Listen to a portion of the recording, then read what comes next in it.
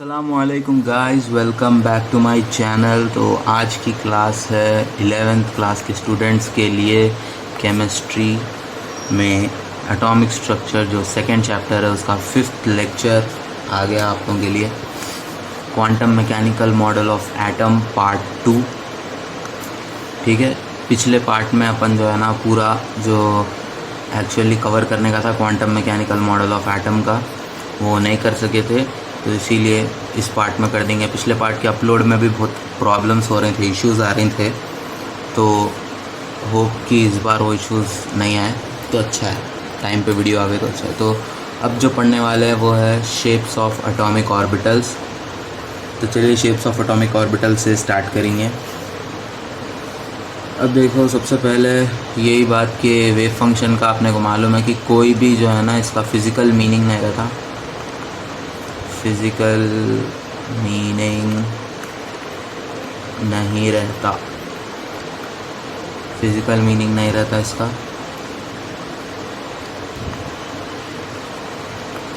हाँ, ये सिंपली एक मैथमेटिकल फंक्शन है इलेक्ट्रॉन के कोऑर्डिनेट्स के लिए। Electron coordinates with respect to atom, electron के coordinates with respect to atom. जो एटम का इलेक्ट्रॉन है उसके वो एटम के रिस्पेक्ट में इलेक्ट्रॉन के कोऑर्डिनेट्स क्या है, ऐसा मतलब कि ये एटम है, ये उसके अतराफ इलेक्ट्रॉन्स है, मतलब ये न्यूक्लियस है बेसिकली, ये न्यूक्लियस है, यहाँ पे इलेक्ट्रॉन्स है, तो ये इलेक्ट्रॉन का कोऑर्डिनेट, ये इलेक्ट्रॉन का कोऑर्डिनेट, तो वो वेव फंक्शन रहता, coordinate with respect to atom. Okay, हाँ, तो अब हर अलग अलग ऑर्बिटल्स के लिए वेव फंक्शन का प्लॉट जो रहता है ना, प्लॉट मतलब ग्राफ, ठीक है। ग्राफ में अगर वेव फंक्शन के वैल्यूज़ डालते डालते कोई मतलब अब जैसे कि यहाँ पे आप वेव फंक्शन ले लिए वाई एक्सिस पे और यहाँ पे ले लिए अपना आर, मतलब कि distance of electron from atom, वो ले लिए, तो उसका ग्राफ कैसा कैसा आ सकता बोल के देखना है अपने को, तो उसको प्लॉट करना बोलते हैं, मतलब वेव फंक्शन को उसके रिस्पेक्ट में उसका वेव फंक्शन का रिलेशन डिस्टेंस से क्या है, तो वो ग्राफ प्लॉट करना है अपने को। तो चलिए पहले यहाँ पे अब ये जो ग्राफ जो रहता ना वेव फंक्शन का डिस्टेंस से, वो अलग अलग रहता अलग अलग ऑर्बिटल्स के लिए, हर ऑर्बिटल का अपन देखने वाले हैं। जैसे कि अब यहाँ जो फिगर है ना, ये फर्स्ट वाली 2.12, ये फिगर 2.12 है, एनसीईआरटी की बुक में भी है। ये फिगर में देखो यहाँ पे दिए हुए हैं ग्राफ्स अलग अलग, ठीक है। अब जैसे कि ये वाला ग्राफ है, इसमें जो ए वाला ग्राफ है ना, ये 1s ऑर्बिटल के लिए, ठीक है। यहाँ देखो ये वेव फंक्शन, और ये आर मतलब distance of atom, nucleus and electron, ठीक है, वो डिस्टेंस को आर बोलते हैं, ये नैनोमीटर में है। और वेव फंक्शन जो है ना अपना with respect to function with respect to R है, मतलब फंक्शन ऑफ आर के फॉर्मेट में है वो, वेव फंक्शन ऑफ आर। जैसे कि मैथ्स में आप पढ़े होंगे ना F of X, G of X, वैसे ही यहाँ पे इसका एप्लीकेशन है वेव फंक्शन ऑफ आर, ठीक है। आर के रिस्पेक्ट में वेव फंक्शन यहाँ पे दिया हुआ है, इसीलिए यहाँ पे wave function with respect to R लिखा हुआ है। तो ऐसे ग्राफ्स है ये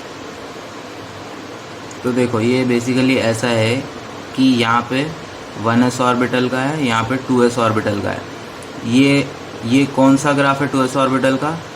वेव फंक्शन का है, ये वेव फंक्शन के स्क्वायर का है, ठीक है। ये देख लो अच्छे से, ये वेव फंक्शन और ये वेव फंक्शन का, ये वेव फंक्शन का स्क्वायर और ये वेव फंक्शन, तो वैसा ग्राफ दिया हुआ है। यहाँ पे आर से दोनों का ग्राफ दिया हुआ है, वेव फंक्शन का भी और वेव फंक्शन का स्क्वायर का भी, दोनों का भी ग्राफ यहाँ पे दिया हुआ है आर के रिस्पेक्ट में, डिस्टेंस के रिस्पेक्ट में, राइट। तो ये फिगर को अगर पीडीएफ में क्लियरली आपको दिख जाता, नहीं तो एनसीईआरटी में भी अच्छे से दिया हुआ है, ठीक है। 1s ऑर्बिटल में क्या रहता, n इज इक्वल टू 1 रहता, और ये शायद नहीं दिख रहा ना, एक सेकेंड, हाँ दूसरा कलर लगाऊंगा मैं, तो एक सेकेंड यहाँ लिख देता हूँ। 1s में n is equal to 1, l is equal to 0 रहता, और 2s में क्या रहता, 2s में n is equal to 2, l is equal to 0 रहता। ठीक है, ओके। तो ये ऑर्बिटल्स है 1s 2s 3s जो भी, राइट। अब ये डायग्राम की बात हो गई, आगे के डायग्राम्स का भी डिस्कस करेंगे आहिस्ता आहिस्ता, पहले यहाँ पे वापस आ जाएंगे।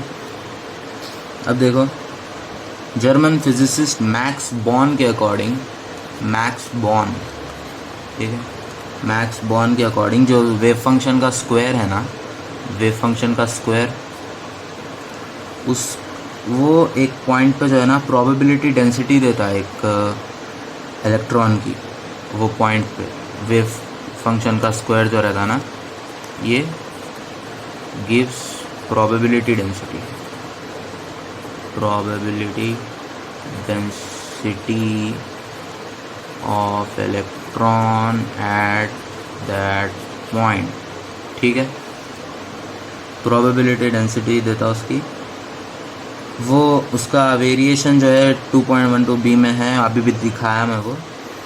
अब आप ये नोट कर सकते कि इनके कर्व्स जो है डिफरेंट है, बेसिकली नोट कर सकते हैं यहाँ पे, देखो दोनों के भी कर्व्स जो है ना डिफरेंट है, 2s2 और 1s और 2s के, सॉरी 1s और 2s के कर्व्स जो है वो बेसिकली डिफरेंट है, मतलब पूरे सेम नहीं है ना, एक ऐसा जा रहा, एक ऐसा जा रहा, एक ऐसा, तो डिफरेंट है वो कर्व्स। कर्व्स मतलब वो लाइंस, वही जो बेसिकली ग्राफ के अंदर रेड कलर के थे वो लाइंस।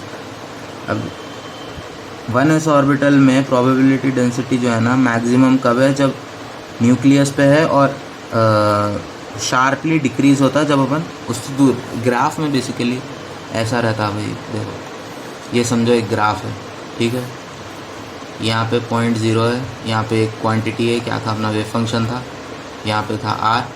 अभी अगर 1s ऑर्बिटल का मैं बनाया, ठीक है, 1s ऑर्बिटल का मैं बनाया, यहाँ से स्टार्ट करना कभी भी, इधर से, यहाँ से ये लाइन से y एक्सिस से, ये y एक्सिस है, ये x एक्सिस है, तो यहाँ से इन्हें ग्राफ कैसा जा रहा, ऐसा होते हुए ऐसा जा रहा। इसका मीनिंग ये है कि यहाँ से इन्हें डिक्रीज़ हो रहा, ठीक है, पहले स्टार्टिंग में डिक्रीज, मैक्सिमम से डिक्रीज़ हो रहा है, मैक्सिमम जो भी वैल्यू रहती है उसकी, उससे जो है ना डिक्रीज़ हो रहा हूँ, डिक्रीज़ होते हुए यहाँ पे तक आ रहा हूँ, डिक्रीज़ होते होते होते होते ग्रेजुअल डिक्रीज़ एक रहता, मतलब एकदम ऐसा बड़ा चेंज दिखने को मिलता, और जो मतलब स्लोली डिक्रीज़ हुआ तो ऐसा स्लोली स्लांट होते जाता हूँ, ठीक है। डिक्रीज़ में भी देख लेना ज़रा, ग्राफ को ऐसा लेफ़्ट टू राइट में देखना अपन, ठीक है, लेफ़्ट टू राइट में देखना ग्राफ को, लेफ़्ट टू राइट में ग्राफ को देखने का तरीका है, लेफ़्ट टू राइट में देखना graph.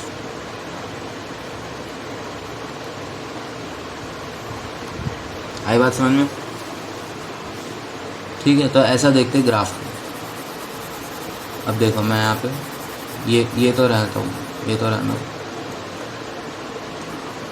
To analyze a graph, analyze a graph. अब ये जो फोटो है यहाँ पे है, देखो यहाँ पे ना 1s का जो है अपना ऑर्बिटल का ग्राफ, 1s ऑर्बिटल का, वहाँ पे अपने को ये दिख रहा कि इसका इन्हें डायरेक्ट ऐसा यहाँ पे नीचे देखो, यहाँ पे मतलब एक्स एक्सिस को चिपक गया, पूरी तरह से ज़ीरो हो गया है वेव फंक्शन। जैसा जैसा रेडियस इंक्रीज़ होते जा रहा, यहाँ पे रेडियस के वैल्यूज़ इंक्रीज़ होते जा रहे हैं ना, 0.4 0.5 इधर इंक्रीज़ होते जा रहे हैं नीचे एक्स एक्सिस में, तो जो वेव फंक्शन की वैल्यू है वो रेडियस के साथ डिक्रीज़ होते जा रही ग्रेजुअली, और ज़ीरो हो जा रही फिर एक पॉइंट पे, यहाँ से पूरा 0 0 0 पूरा आगे जितना भी है पूरा ज़ीरो ही हो जाती है, ठीक है। ज़ीरो सबसे पहले यहाँ हुई, पहले यहाँ पे मैक्सिमम थी टॉप पे, ठीक है, फिर उसके बाद यहाँ पे 0 हो गई। अब देखो इसको थोड़ा अच्छे से अगर दिखाऊँ तो इधर मैक्सिमम थी, राइट, फिर यहाँ पे मिनिमम हो गई। तो ये बात है बोलने की। हाँ, तो अपन 1s ऑर्बिटल का ये देख लिए, राइट। अब दूसरी तरफ अगर 2s ऑर्बिटल का देखें तो प्रोबेबिलिटी डेंसिटी पहले डिक्रीज होती शार्पली, 0 तक पहुंच जाती, फिर इंक्रीज होना स्टार्ट होती। देखो यहाँ पे है, यहाँ पे ये जैसा हो रहा ना, 2s ऑर्बिटल का जो ग्राफ है यहाँ पे दिख रहा, पहले शार्पली डिक्रीज मतलब एकदम सडन डिक्रीज, उसके बाद 0 पे आ गया, 0 पे आने के बाद फिर धीरे धीरे इंक्रीज होता, उसको ये 2s ऑर्बिटल का है। ओके, ये 2s ऑर्बिटल का है। और एक छोटा मैक्सिमा रीच करता ना उन्हें, फिर से डिक्रीज होके 0 पहुंच जाता। जब r की वैल्यू और बढ़ते रहती ना 2s ऑर्बिटल में, तो फिर एक पॉइंट पे उन्हें फिर से 0 हो जाता 2s ऑर्बिटल का ग्राफ। ओके, हाँ, अब जो रीजन में प्रोबेबिलिटी डेंसिटी फंक्शन जो है ना 0 हो जाता, उसको नोडल सरफेसेस या फिर नोड्स बोलते सिंपली, ठीक है। अब ये देखो यहाँ पे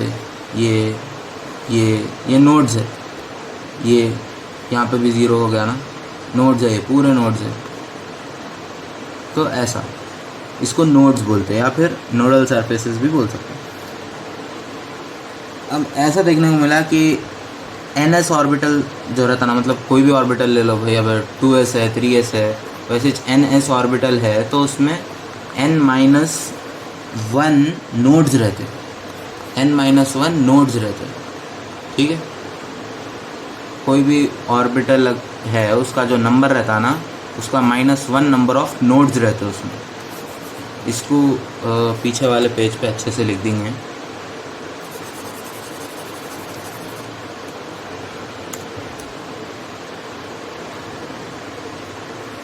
ns orbital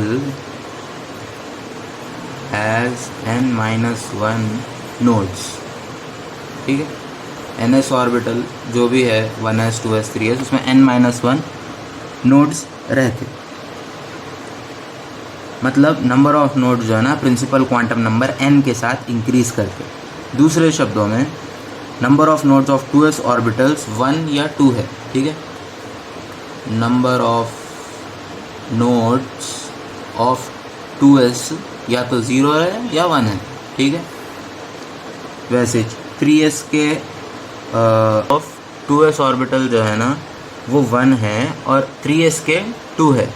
तो ये था, हाँ, number of nodes of 2s orbital is 1, वैसे 3s के जो है वो 2 है, n-1, तो वैसे चलता रहता सिलसिला, ठीक है।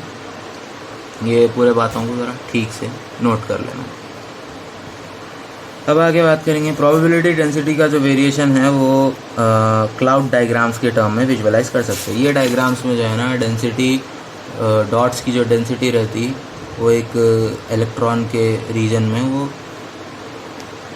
वो डॉट्स इलेक्ट्रॉन की प्रोबेबिलिटी डेंसिटी को वो रीजन में एक्सप्लेन करते हैं। ओके, यहाँ पे फिगर 2.13 की बात हो रही, जो कि ये है फिगर 2.13। ये फिगर में देखो प्रोबेबिलिटी डेंसिटी प्लॉट्स हैं यहाँ पे 1s और 2s एटॉमिक ऑर्बिटल्स के, 1s और 2s एटॉमिक ऑर्बिटल्स के प्रोबेबिलिटी डेंसिटी के जो है प्लॉट्स है अपने। ओके, और जो the density of the dots representing the probability density of finding the electron in that region. Okay, boundary surface diagram for 1s and 2s। Boundary surface diagram में 1s और 2s orbital, s orbital spherical shape का रहता, ये बात भी याद रख लेना। s ऑर्बिटल जो रहता है वो स्फेरिकल शेप का रहता। ओके, सिंपल स्फीयर जैसे कि एक बॉल रहता, वैसे s ऑर्बिटल भी स्फेरिकल शेप का रहता।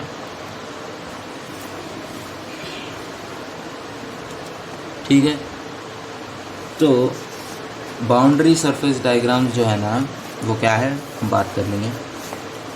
कांस्टेंट प्रोबेबिलिटी डेंसिटी जो है डिफरेंट ऑर्बिटल्स की एक अच्छा रिप्रेजेंटेशन देती है ऑर्बिटल्स की शेप के बारे में। इस रिप्रेजेंटेशन में एक बाउंड्री या फिर एक काउंटर सरफेस जो है ना वो स्पेस में ड्रॉ करते और ऑर्बिटल उसमें जो है ना प्रोबेबिलिटी डेंसिटी की वैल्यू कांस्टेंट हो जाना, ठीक है।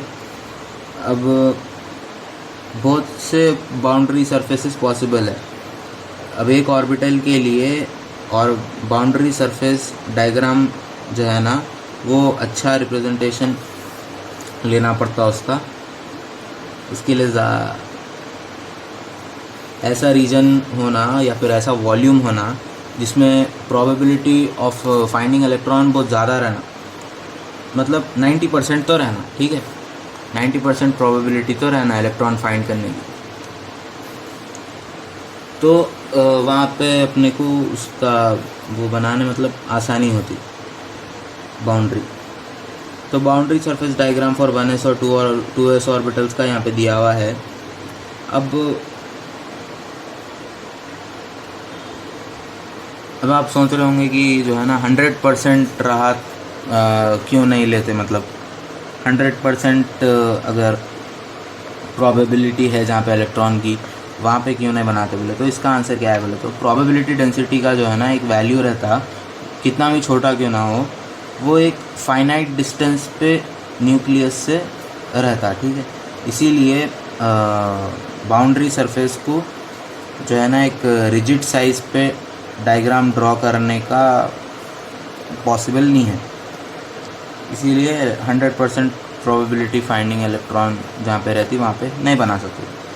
Boundary surface diagram S orbital के लिए एक sphere centred on the nucleus है, ठीक है। एक स्फीयर जिसके सेंटर में न्यूक्लियस है, एक ऐसा स्फीयर जिसके सेंटर में न्यूक्लियस है, वो है S orbital, okay. S orbital का ऐसा रहता शेप, और 2D में स्फीयर सर्कल के जैसा दिखता और उन्हें एक रीजन कवर करता जिसके अंदर प्रोबेबिलिटी ऑफ फाइंडिंग इलेक्ट्रॉन 90% है। यहाँ पे देख लो हर जगह इलेक्ट्रॉन ही इलेक्ट्रॉन दिख रहे हैं आपको। यहाँ पे प्रोबेबिलिटी ज़्यादा है इलेक्ट्रॉन फाइंड करने की। 1s ऑर्बिटल है और 2s ऑर्बिटल उससे थोड़ा बड़ा है। यहाँ पे सेंटर में न्यूक्लियस है, राइट। तो ऐसा है। ये भी यहाँ पे दिया हुआ है कि नंबर ऑफ क्वांटम नंबर जो रहता है उससे भी डिपेंड करता, मतलब कि 4s ऑर्बिटल का साइज़ सबसे बड़ा रहता, 3s का उससे छोटा, 2s का उससे छोटा, 1s का सबसे छोटा। तो ये रहता है इन लोगों के साइज़ का, ठीक है। साइज़ ऑफ ऑर्बिटल भी ऐसा डिपेंड करता है।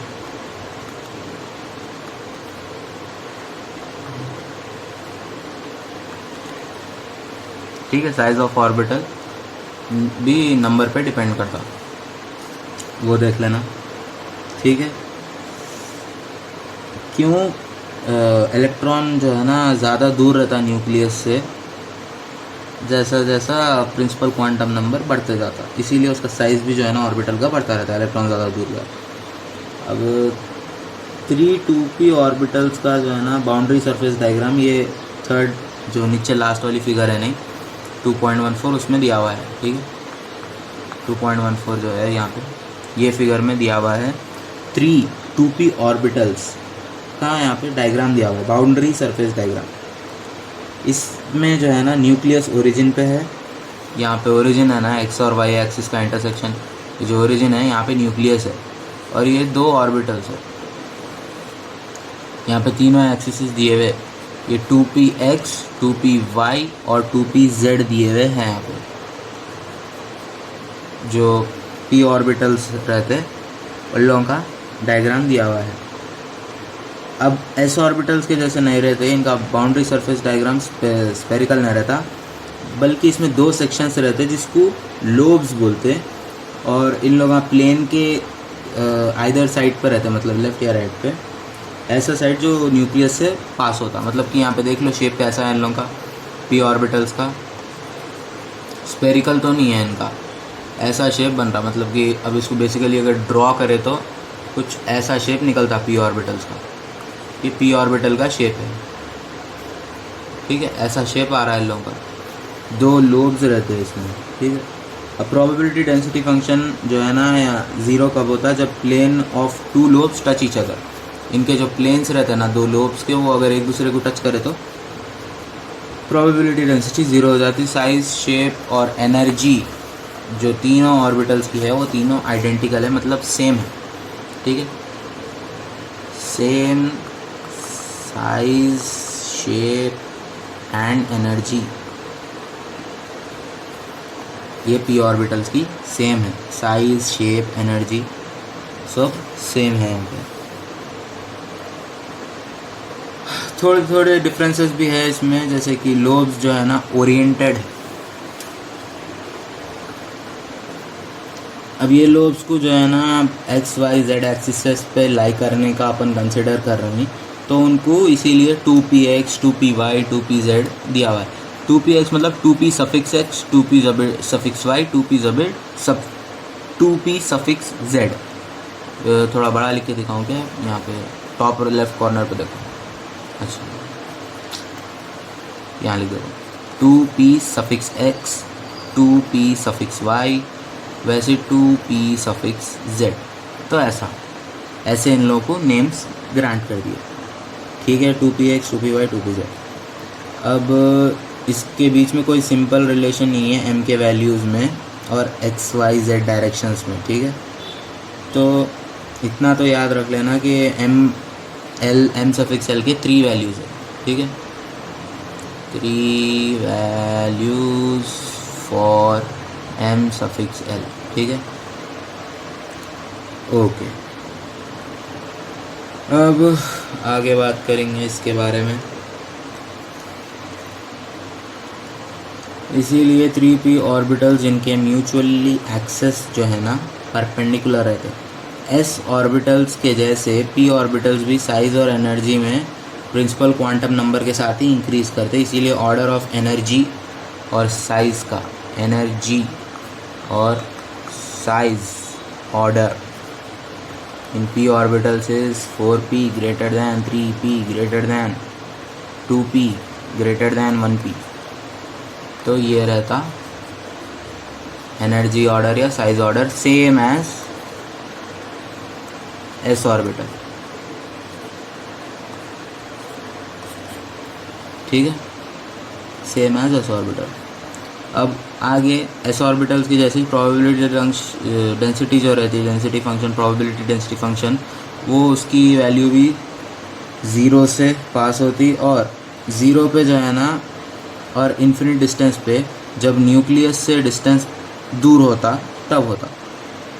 अब नंबर ऑफ़ नोड जो है ना n-2 है, और number of radial node 3p orbital के लिए 1 है, 2p ऑर्बिटल के लिए जो है ना 4p ऑर्बिटल के लिए 2 है।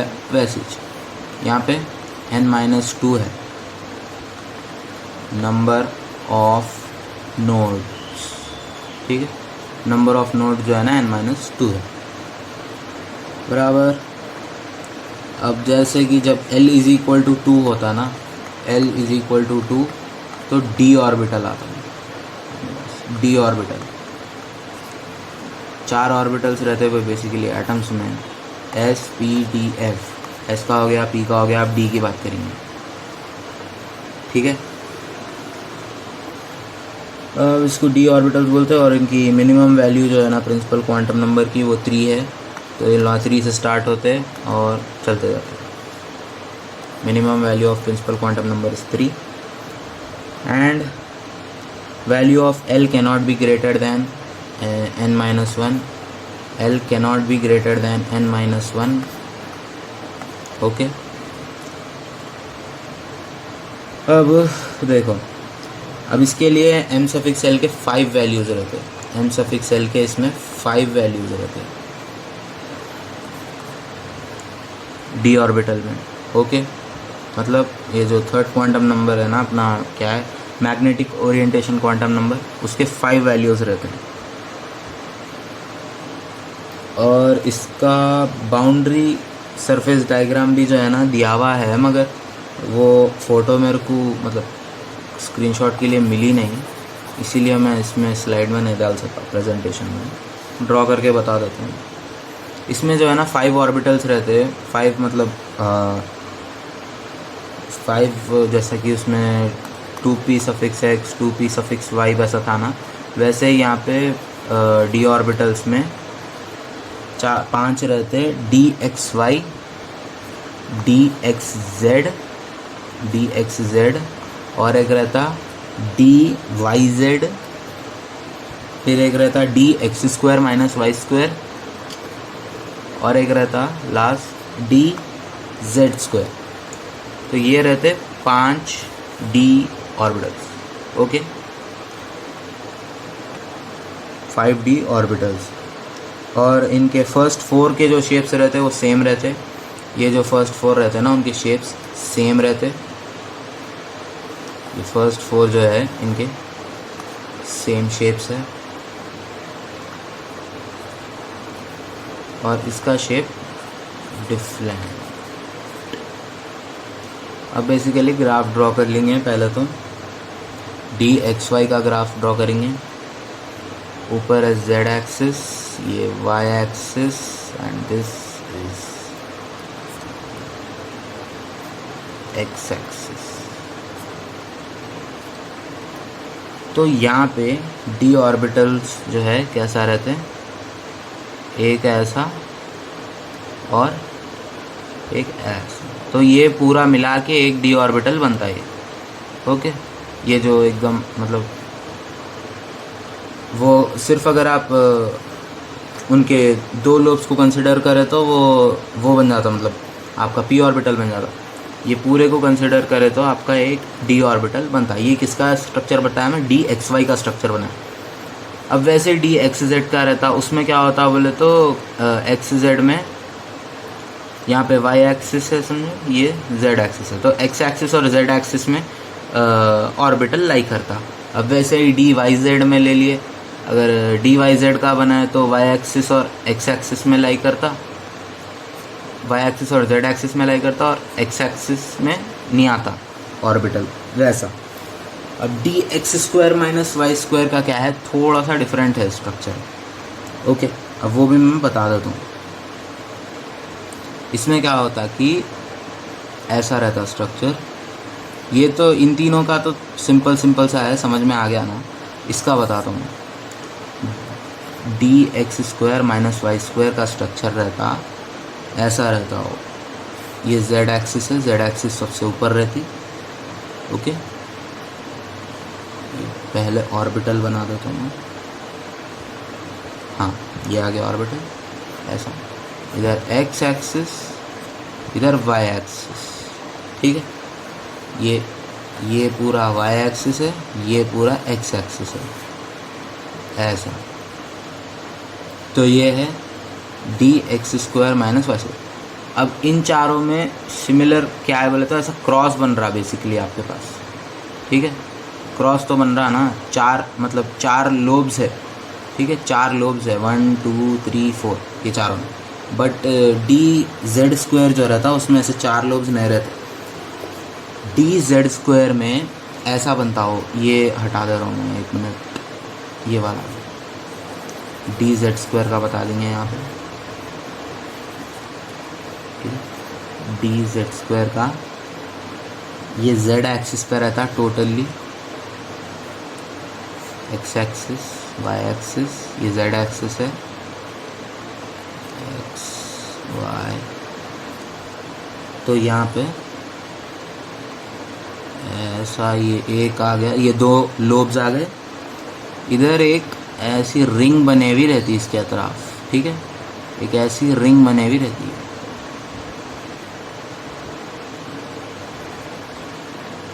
ऐसा रहता है ये ऑर्बिटल। उसके अराउंड जो है ना एक रिंग बने हुई रहती बेसिकली, और 2 लोब्स रहते बस। ओके,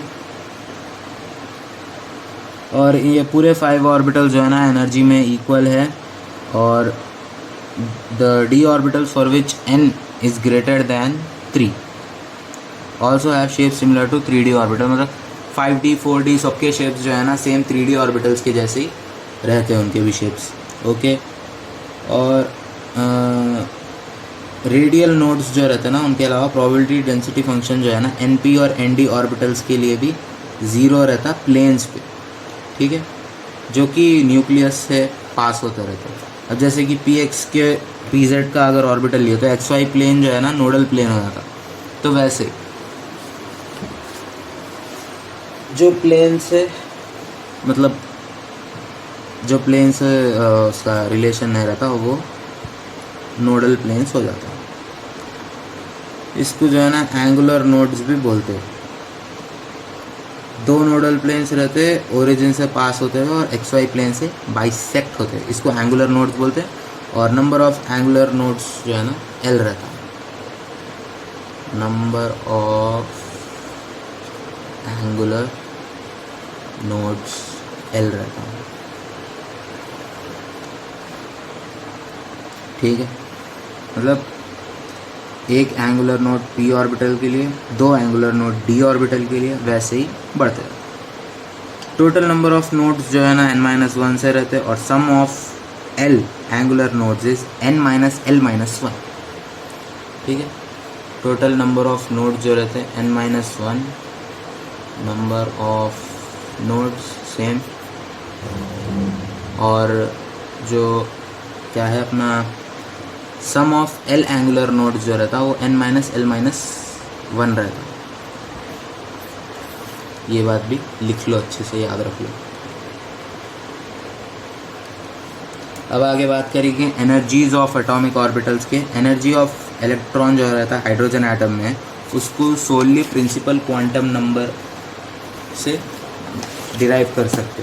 ठीक है, इसीलिए energy of orbitals in hydrogen atom ऐसा रहता,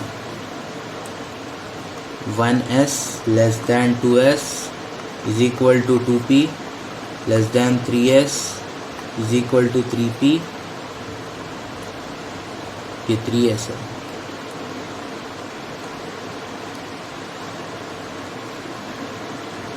three P is equal to 3d less than 4s, 4s is equal to 4p is equal to 4d is equal to 4f less than so on, ऐसा चलता रहेगा। Okay, ठीक है। हाँ, अब 2s और 2p ऑर्बिटल्स के शेप जो है ना डिफरेंट रहते हैं और इलेक्ट्रॉन जो है सेम एनर्जी पे रहता। जब उन्हें 2s में रहता और 2p में रहता तो उसकी एनर्जी सेम रहती। Energy of electron in 2s and 2p is same, 2s and 2p is same, इसीलिए यहाँ पे इक्वल टू आया ना, एनर्जी सेम रहती। ठीक है, और सेम क्वांटम नंबर पे इलेक्ट्रॉन की एनर्जी भी सेम रहती, वो बात है। अब ऑर्बिटल्स जो है सेम एनर्जी के रहते हैं, जिसको डिजेनरेट बोलते हैं। ठीक है, same energy orbitals called degenerate.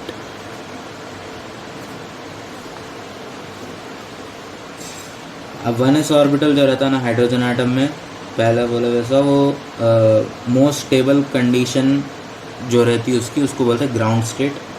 ठीक है, अब जो इलेक्ट्रॉन ऐसे ऑर्बिटल में है जो कि न्यूक्लियस से बहुत स्ट्रांगली होल्ड है, ठीक है, तो स्टेबल है, वो रहता ग्राउंड स्टेट। अब इलेक्ट्रॉन जो 2s 2p या फिर हायर ऑर्बिटल्स में हाइड्रोजन एटम में, वो एक्साइटेड स्टेट में। ठीक है, electron in 1s is eight ground state. 1s का जो इलेक्ट्रॉन है वो gs यानी कि ग्राउंड स्टेट में है। 2s 2p या फिर हायर के इलेक्ट्रॉन जो है ना एक्साइटेड स्टेट में, यानी कि उछल रहे हैं उन लोग निकलने। तो इलेक्ट्रॉन की जो एनर्जी रहती ना मल्टी इलेक्ट्रॉन एटम में, हाइड्रोजन के अलावा दूसरे जो एटम्स रहते उसमें, वो सिर्फ प्रिंसिपल क्वांटम नंबर पे नहीं बल्कि अज़मुथाल क्वांटम नंबर पे भी डिपेंड करते हैं। ये सिर्फ प्रिंसिपल क्वांटम नंबर पे डिपेंड करता था हाइड्रोजन का, क्योंकि उसमें एक ही इलेक्ट्रॉन है। लेकिन मल्टी इलेक्ट्रॉन एटम्स का हाल ऐसा नहीं रहता, उन लोग अज़मुथाल क्वांटम नंबर पे भी डिपेंड करती है उनकी एनर्जी। राइट,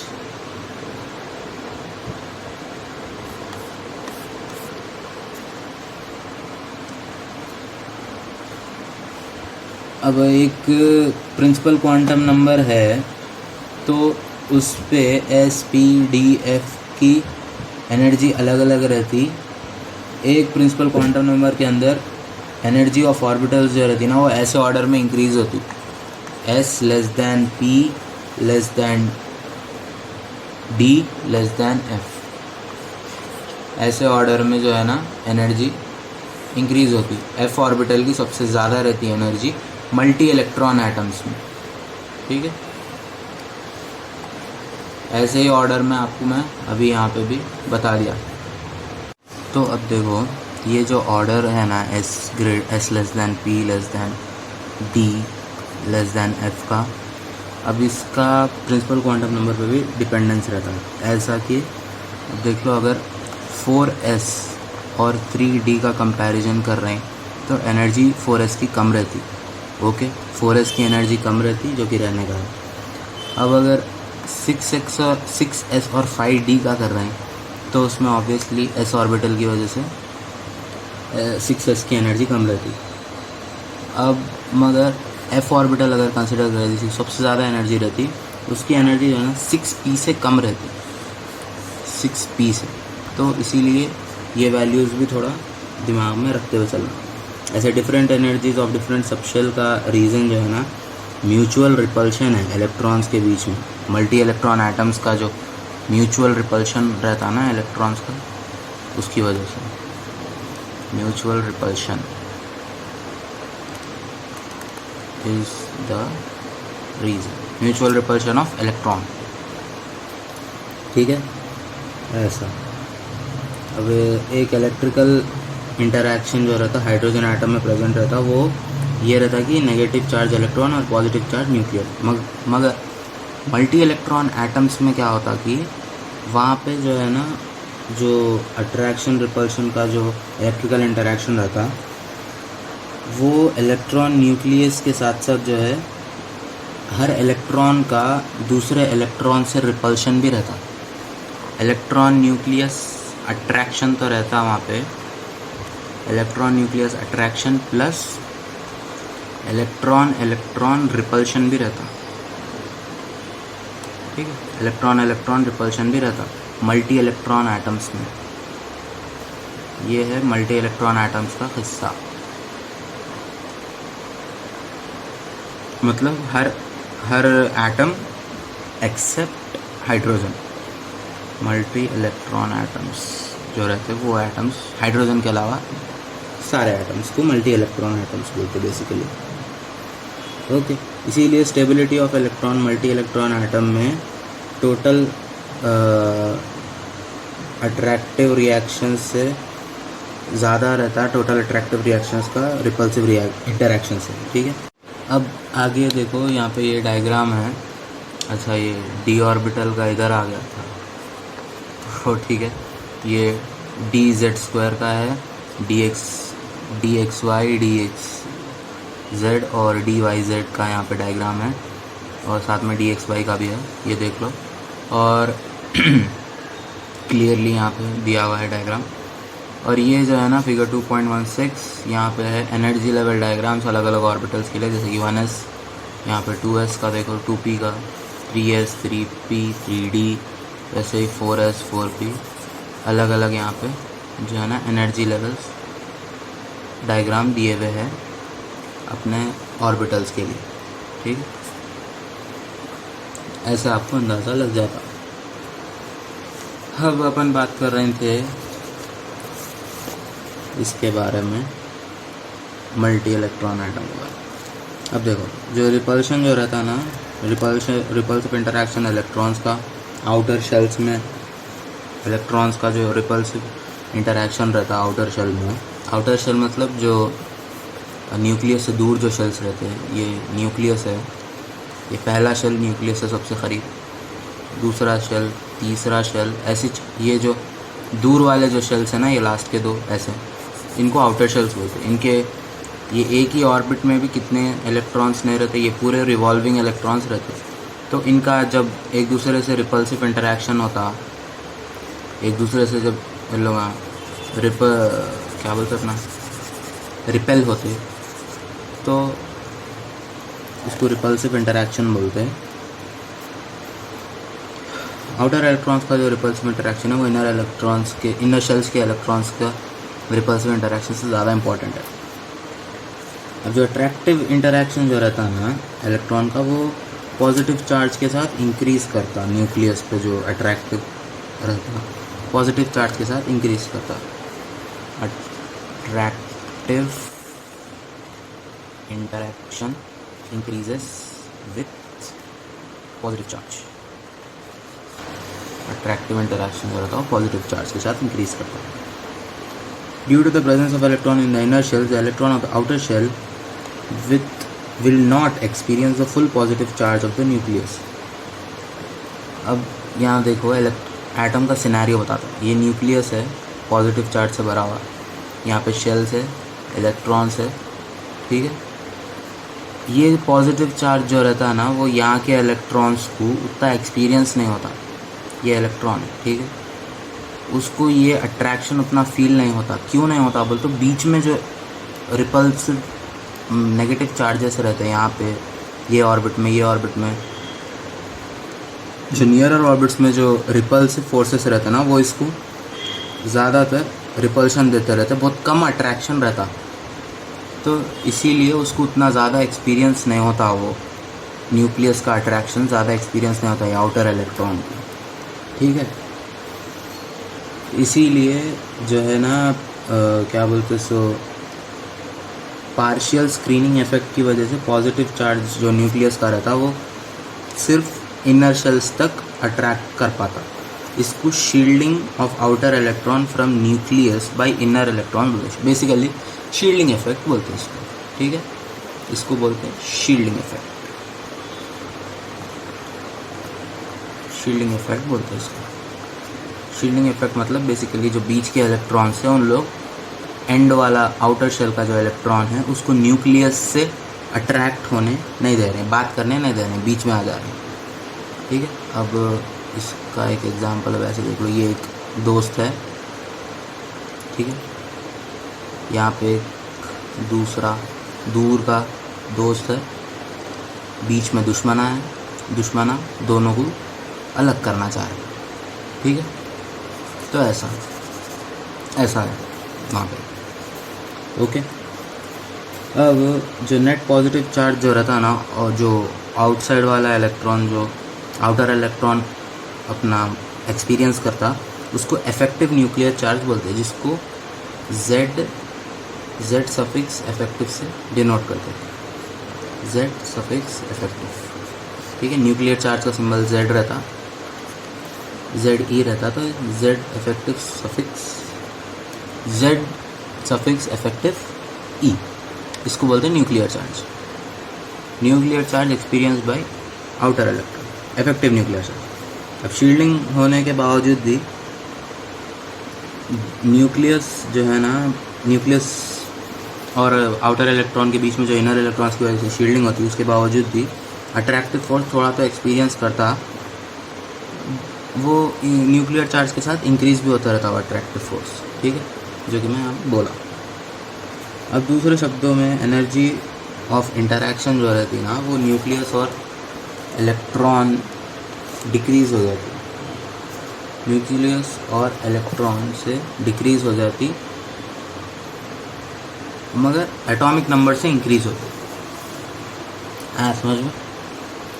तो ऐसा रहता, ठीक है। और भी बहुत से बातें हैं यहाँ पे, एक और टेबल आना चाहिए था बट नहीं आया, वो N+L वाले रूल के बेसिस पे यहाँ पे एक्सप्लेन कर रहा था मैं यहाँ पे, मगर ऐसी थ्योरी में एक्सप्लेन कर देता, ठीक है। अब देखो, जो अट्रैक्टिव और रिपल्सिव इंटरैक्शंस रहते हैं ना, दोनों भी डिपेंड करते शेल के शेप पे और शेल पे, शेल और शेप ऑफ ऑर्बिटल पे, ठीक है, शेल एंड। हाँ, तो मैं बोल रहा हूँ था कि जो अट्रैक्टिव और रिपल्सिव इंटरैक्शंस है ना, दोनों भी शेल और इलेक्ट्रॉन के शेप पे डिपेंड करते हैं, shape of orbital of electron पे डिपेंड करते हैं, ठीक है। तो अब जैसे कि इलेक्ट्रॉन्स जो है एक स्फेरिकल शेप एस ऑर्बिटल में प्रेजेंट है, उन लोग शील्ड करते आउटर इलेक्ट्रॉन्स को न्यूक्लियस से ज़्यादा effectively compare to P orbital के इलेक्ट्रॉन्स, ठीक है। तो मतलब एस ऑर्बिटल के इलेक्ट्रॉन्स जो है ना, उनका शील्डिंग इफेक्ट थोड़ा ज़्यादा है पी ऑर्बिटल के इलेक्ट्रॉन्स से, ठीक है। एस ऑर्बिटल के जो इलेक्ट्रॉन्स रहते हैं उन लोग आउटर इलेक्ट्रॉन्स को न्यूक्लियस से ज़्यादा इफेक्टिवली जो है मोर इफेक्टिवली शील्ड करते as compare to P orbital. Similarly electron जो पी ऑर्बिटल में है वो आउटर इलेक्ट्रॉन्स को न्यूक्लियस से जो है ना डी ऑर्बिटल से ज़्यादा पावर से करते, तो वैसे शील्डिंग इफेक्ट का कुछ ऐसा है, ठीक है। एस ऑर्बिटल्स पी ऑर्बिटल से ज़्यादा, पी ऑर्बिटल्स डी ऑर्बिटल से ज़्यादा, डी ऑर्बिटल्स एफ ऑर्बिटल से ज़्यादा, ओके। जबकि ये सब जो है ना सेम शेल में प्रेजेंट हो, ठीक है, सेम शेल में प्रेजेंट रहे तो भी ऐसा शो करते हैं।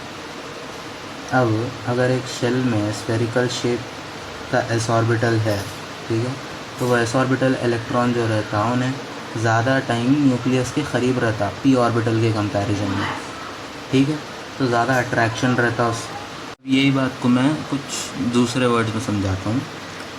देखो, एक शेल है तो उसका जो जेड इफेक्टिव रहता ना, ठीक है, उसका जेड इफेक्टिव जो रहता, इफेक्टिव न्यूक्लियर चार्ज जो रहता, वो जो रहता ना डिक्रीज़ होता with increase in azimuthal quantum number, ठीक है। एक शेल है भाई, एन नंबर का शेल है, एन मतलब वो प्रिंसिपल क्वांटम नंबर, तो उस शेल का जो न्यूक्लियर चार्ज रहता ना वो अज़ीमुथल क्वांटम नंबर के इन्वर्सली प्रोपोर्शनल रहता है, इतना समझ ले सकते हैं। मतलब अगर z इफेक्टिव बढ़ा तो l अज़ीमुथल क्वांटम नंबर कम होता, ठीक है। इतनी बात याद रख लो, इसको मैथमेटिकल इक्वेशन में जो है एक्सप्लेन करने की ज़रूरत नहीं है, ये बात याद रख लो। अज़ीमुथल क्वांटम नंबर जो है वो डिक्रीज़ होता है with increase in z effective, ठीक है। मतलब एस ऑर्बिटल का इलेक्ट्रॉन जो है ना न्यूक्लियस से ज़्यादा टाइटली बॉन्ड रहता कंपेयर टू पी ऑर्बिटल का इलेक्ट्रॉन। वो पी ऑर्बिटल का जो इलेक्ट्रॉन रहता है उन्हें डी ऑर्बिटल के इलेक्ट्रॉन से ज़्यादा टाइटली बॉन्डेड रहता विथ न्यूक्लियस, ठीक है। Energy of electron in s orbital कम रहती, ज़्यादा नेगेटिव रहती पी ऑर्बिटल से, उसकी कम रहती डी ऑर्बिटल से, ऐसा सो ऑन चलता रहता, ठीक है। ये किस चीज़ की है? ये शील्डिंग इफेक्ट का है, ठीक है। ये शील्डिंग इफेक्ट का है, वो इन्वर्सली प्रोपोर्शनल रहता है एनर्जी के, इसीलिए एनर्जी सबसे ज़्यादा एफ ऑर्बिटल में रहती, इसीलिए उसका शील्डिंग इफेक्ट सबसे कम रहता। इसकी जो वैल्यू रहती ना जेड इफेक्टिव की मोस्ट नेगेटिव रहती, मोस्ट नेगेटिव। तो मैं बोल रहा था कि एस ऑर्बिटल के इलेक्ट्रॉन की जो है ना मोस्ट नेगेटिव जेड इफेक्टिव की वैल्यू रहती, okay. Most negative Z effective value, okay. तो इसीलिए शील्डिंग इफेक्ट का जो एक्सटेंट है वो न्यूक्लियस से अलग अलग इलेक्ट्रॉन्स, अलग अलग है इलेक्ट्रॉन्स के लिए अलग अलग ऑर्बिटल्स में, ठीक है। तो इसीलिए स्प्लिटिंग एनर्जी लेवल्स की तरफ इन्हें लीड करता सेम शेल के अंदर। अब मतलब कि एनर्जी जो रहती ना इलेक्ट्रॉन की ऑर्बिटल में वो n और l के वैल्यूज़ पे डिपेंड करती। मैथमेटिकली जो डिपेंडेंस है एनर्जी का n एंड l ऑर्बिटल्स पे वो थोड़ा कॉम्प्लिकेटेड है, लेकिन उसका एक सिंपल रूल बताता हूँ, ठीक है। The lower the value of, इसको यहाँ पे अलग से लिख देंगे, ये अपना वाइट कलर से, हाँ। The lower the value of n plus l, the lower the value of n plus l for an orbital, the lower is its energy, the lower is its energy. If two orbitals have the same value of, if two orbitals have same n plus l value, the orbital with lower value of n will have lower energy. The orbital with lower value of n will have lower energy. Okay, lower energy. इस बात को मैं simple से फिर से समझाता हूँ. ये तो बस किताबी डेफिनेशन था. ओके, ये डेफिनेशन देखने के बाद अब आप लोग समझने थोड़ा आसानी होगी. डेफिनेशन को एक बार अच्छे से पढ़ लो. इसमें बेसिकली ये लिखा हुआ है कि n प्लस एल की यानी azimuthal quantum number plus principal quantum number का जो सम है उसकी जो वैल्यू रहती है एक ऑर्बिटल के लिए, कोई एक ऑर्बिटल के लिए उसकी वैल्यू निकाले, वो वैल्यू जितनी कम रहेंगी एनर्जी भी उतनी ही कम रहेंगी वो ऑर्बिटल की. ओके, अगर कोई दो ऑर्बिटल्स में सेम आ गई n प्लस एल की वैल्यू, तो जो ऑर्बिटल की n वैल्यू कम रहती ना उसकी एनर्जी कम रहती. ठीक है, the orbital with lower value of n will have lower energy. ठीक है, चलो ये बात समझ गया आपने. Okay,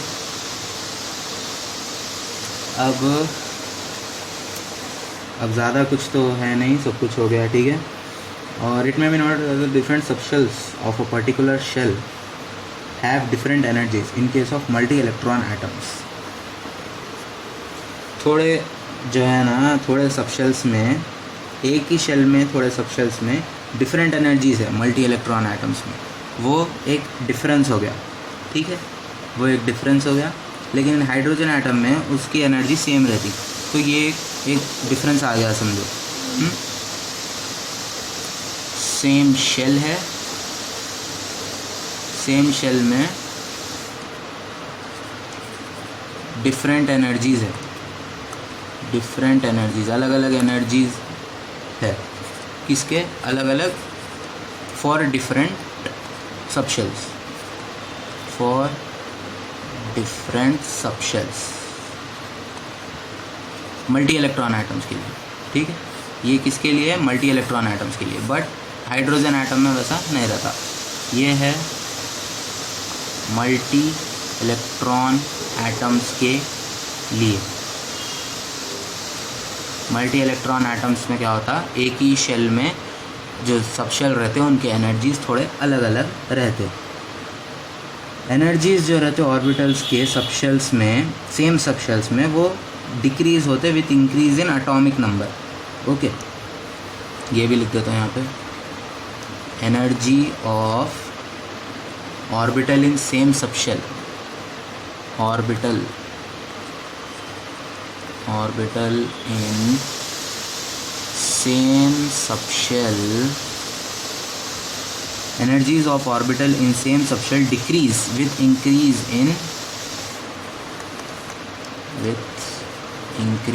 in atomic number. ठीक है, तो ये भी याद रख लो गाइस. आज के लेक्चर के लिए बस इतना ही. Thank you very much for watching. Please make sure to subscribe, क्योंकि आगे के लेक्चर्स में भी अभी क्वांटम मैकेनिकल मॉडल जो है ना अभी ख़त्म नहीं हुआ, बहुत लंबा है ये. ठीक है, इसके बाद कुछ भी नहीं है, बस ये लास्ट टॉपिक है समझ लो. इसके ही और लेक्चर्स आते अब, उसमें अपन बहुत से चीज़ों के बात करेंगे, जैसे कि ऑफ बॉ प्रिंसिपल है और पॉली एक्सक्लूशन, हंट्स रूल है, बहुत से प्रिंसिपल्स है, ऐसे ऐसे ही बहुत से सेक्शंस है. उसको भी जल्दी से जल्दी कवर कर लेंगे. कोई भी डाउट है तो, कोई भी अगर डाउट आया लेक्चर में तो उसको कमेंट सेक्शन में डाल दीजिए, मैं देख के सॉल्व कर देता हूँ. वीडियो पसंद आए तो लाइक करिए, अपने सारे फ्रेंड्स में और क्लासमेट्स में शेयर कर दीजिए. Thank you very much for watching. अल्लाह हाफिज़.